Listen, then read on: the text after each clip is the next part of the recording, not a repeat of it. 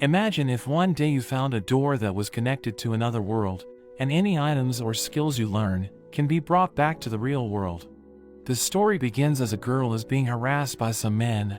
However, we meet Yuya, a boy that tries to speak up against the men.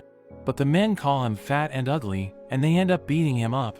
Eventually the police arrive, and the men run away. The girl thanks him for his help, but Yuya claims he is fine and walks away.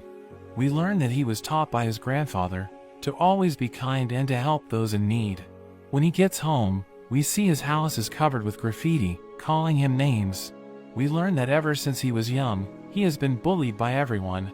Even his parents treated him poorly, because his siblings were considered beautiful, but he was ugly. And when he got to middle school, things got worse for him, as he would get beaten at school. It was only his grandfather who would look after him, always reminding him that being kind will make him happy. His grandfather eventually died, but he left his house and all his savings to him. His parents tried to contest the will, but in the end Yuya was given everything, but his parents completely abandoned him, so he lives alone and has to work part-time every day. At school, Yuya is graduating from middle school, but in his yearbook, there are only mean comments about him. As he tries to leave, he gets stopped by his bullies. They remind him that even though he is graduating, he is still their errand boy. Yuya says he needs to get to his job, but the bullies beat him up, and we see his brother and sister just watching from a distance. When he finally gets to his job, his boss is fed up with him being late and tells him not to come back. At home, Yuya has a depressing meal, and as he looks at himself in the mirror, he throws a tantrum and smashes the mirror, thinking nothing will change even after his graduation.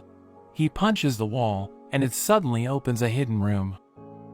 There are a bunch of strange items in the room, and Yuya thinks they must be his grandfather's souvenirs from traveling. He finds a peculiar door, and when he opens it, it leads to a strange room. He gets scared as a notification appears. As he reads it, he learns that the door is connected to another world. There are a number of notifications that tell him about various functions that are available to him, like the ability to store items, and he can control who can use the door. Although he is confused by the functions, he thinks the system is like a game, so he decides to check his status. But when he sees it, he is devastated to find all his stats are so low. He looks around the room, and when he looks outside, he finds that it really is another world. He finds a note on the table, although he can't read it at first. He has a language skill which helps him to understand it. He learns that the owner of the house was a great sage, but he is about to die, so he left it so that whoever finds it will become its new owner, including all of its contents. The house is protected by magic, so no one is able to break in beside the owner. He finds a bunch of weapons inside, but as he examines them, he finds them to be exceptional items and extremely dangerous. He has a look outside and tries swinging his sword around. He falls over, but he manages to learn a basic sword skill. Thinking it could be useful, Yuya trains with each of the weapons, finding that they are all god-tier items, and he gains a number of skills. Despite this, his stats still remain at level 1, and he wonders how to increase it. He puts the weapons away into his storage, but there is suddenly a monster that attacks. Yuya is terrified, but soon realizes that his house is protected. The monster is a level 300 bloody ogre, and it smashes against the magical wall. It grabs a tree, trying to use it to break in, but it doesn't work. Yuya thinks he should try fighting back, so he throws his spear, which goes right through the monster, and instantly kills it in one hit. The spear returns to him, and the monster disappears, dropping a number of items. Yuya suddenly reaches level 100, and he is shocked to see his stats.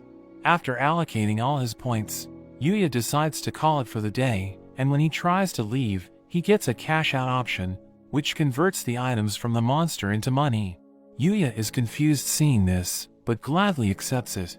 Later that night, Yuya goes through a change in his body, as it completely transforms. And when he wakes up, he finds his body is different, and his clothes no longer fit. He's not sure what is going on, and his mirror is still broken, so he decides to look for some clothes. There are magical clothes in the sage's house, which freely adjust in size, and provide a range of magical bonuses.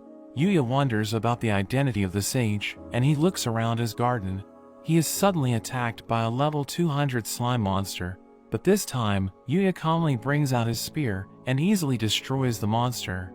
It drops some coffee slime and even a rare necklace, which has the ability to restore his magic power. He levels up again, gaining a presence detection skill, and he is already at level 150. He tries some of the coffee slime, and it's actually quite good. He decides to use some of the money he has made to buy a new uniform, ordering it to be ready for the start of high school. After that, he spent every day in the other world, and he starts to enjoy himself, even forgetting his depression. He would train and learn as much as possible about the other world.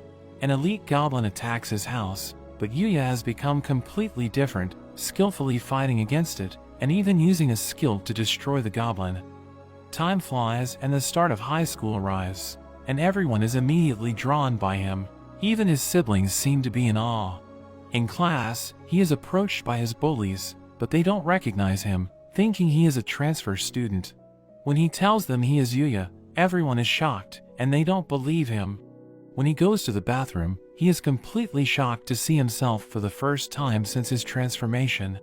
After class, he is approached by his brother and sister, wondering what he did to change so drastically, calling him a loser, but there is suddenly a limo that stops, and the girl he saved is looking for him. He wonders who she is, and she reminds him how he saved her, and Yuya wonders how she knows his name. She admits she looked into him because she wanted to thank him, and she introduces herself as Kaori. She wonders if he would like to join the Osei Academy, and Yuya recognizes it as an academy for the super elite. We learn that Kaori is on the student council, and her father is the chairman of the academy. Yuya is flattered by the offer, but thinks he isn't smart enough to join such an academy. His brother interrupts, asking to join the academy, and saying that they are superior to Yuya in both academics and sports. But Kaori refuses, because they are insulting Yuya when he is her hero, and she reveals that she has already looked into them and knows all about their nefarious behavior against Yuya. She goes on to tell Yuya that their academy emphasizes personality rather than just academics, so it would be no problem for him to enroll. Her attendant suggests showing him the academy, so she pulls him away, and they head off, while his siblings can't believe what happened. They arrive at the academy, and it's a famous school filled with students that excel. He meets with the chairman Tsukasa, who thanks him for saving his daughter. Yuya says it wasn't a big deal, but Kaori says he was the only one that helped her. Tsukasa invites him to join the school, even offering to pay his tuition as thanks for helping his daughter. But Yuya is hesitant, thinking he won't fit in, because only geniuses are normally accepted. Tsukasa says that geniuses are just normal people that have found the right way to work hard and use less time, but Yuya thinks they are gifted with talent. Tsukasa tells him that everyone has their own talents, and through challenges and having fun, he will eventually learn what his talents are, saying that he is still young. He suggests Yuya to try out the school for a day. A teacher named Sawada enters, and Tsukasa introduces her as a renowned scientist, but her classes are popular and easy to understand. Yuya prepares for his first class, and worries he isn't over his head, but he thinks that things couldn't be worse than at his normal school.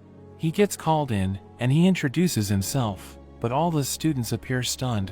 He worries about what they think of him, but they are all actually stunned by how handsome he looks. He takes a seat at the back, and he shares a book with the girl next to him, but she is a bit cold toward him, and he worries that she already hates him. Kaori wonders if Yuya will fit in his class, and as the class goes on, he actually finds the class pretty normal, except the students are much more active and engaged. During their break, a bunch of students try to get to know him, asking questions like if he is an idol, and if he has a girlfriend.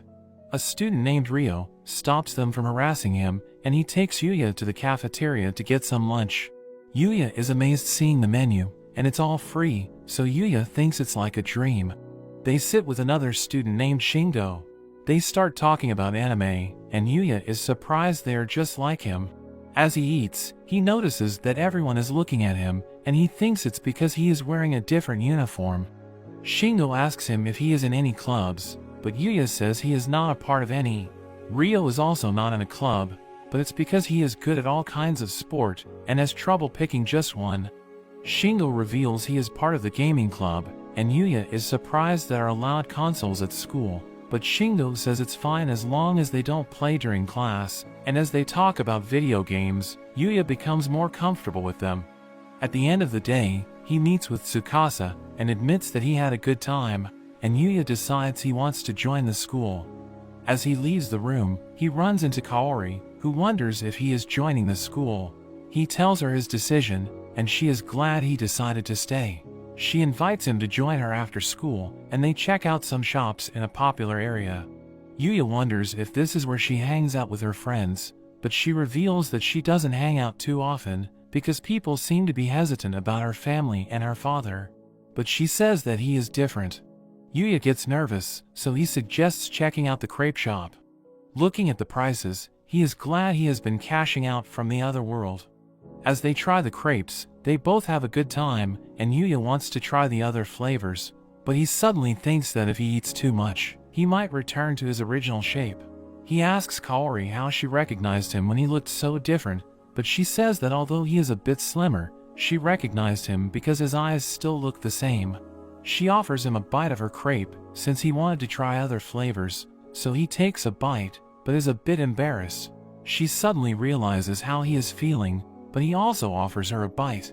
She nervously accepts it, taking a bite, and some girls watch on, thinking they are super cute together. Later that night, Yuya decides to head back to the other world, putting on a full set of armor. He heads inside, confronting the monsters that appear. Even though he is still scared, he cuts them down, and sees he has leveled up to 235, but realizes that the speed he is leveling at has become much slower. So he thinks about leaving his house to find stronger monsters to fight. Thinking of his time at the academy, Yuya wants to find a new challenge. But as he heads out his gate, he suddenly hears a scream. He pulls out his spear and rushes toward the scream.